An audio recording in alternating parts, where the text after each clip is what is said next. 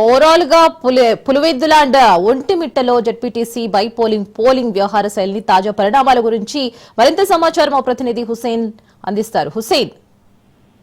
Okay, thank you Reena. Kadapa జిల్లాలో ఇవాళ ఉదయం నుంచి జరుగుతున్నటువంటి ఉప ఎన్నికల పోలింగ్ చాలా ఉద్రిక్త పరిస్థితుల మధ్య జరిగిందని చెప్పుకోవచ్చు.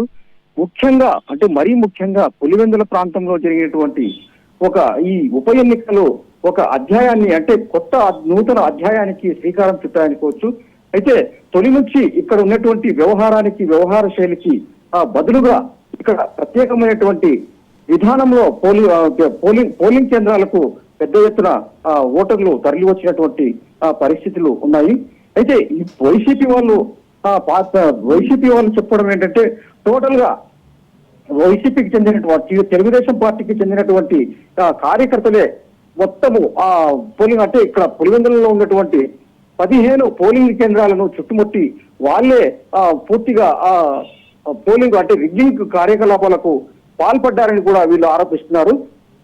అలాగే పులివెందులు ఈ ఒంటిమిట్టలో జరిగేటువంటి వ్యవహారం కూడా ఇదే విధమైనటువంటి పరిస్థితులకు దారి తీశాయనుకోవచ్చు. అక్కడ ఒంటిమిట్టలో మాత్రము ఓటర్లు ఉదయం నుంచి భారీ సంఖ్యలో అక్కడికి తరలి రావడం జరిగింది. ఇక్కడ పోలింగ్ సరళిని బట్టి చూస్తే పులివెందులలో 56% దాదాపుగా 2 చోట్ల కూడా దాదాపుగా 60% పైగానే ఇప్పటి వరకు పోలింగ్ నమోదైనట్లు కూడా మనకు సమాచారం ఉంది. అయితే పులివెందులలో జరిగినటువంటి వ్యవహారాలు తీవ్ర ఉద్రిక్తతలకు దారితీశాయి.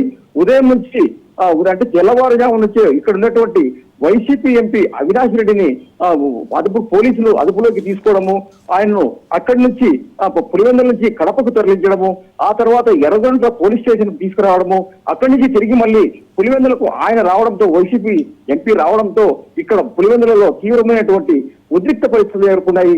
ఈ సంఘటన కార్యాలయానికి కర్నూలు రేంజ్ డిఐజీ కోయ ప్రవీణ్ తో పాటు జిల్లా ఎస్పీ అశోక్ కుమార్ కూడా వచ్చి ఆయనను కార్యాలయంలోనే పోలీసుల అదుపులోనే అక్కడ ఉంచడం జరిగింది.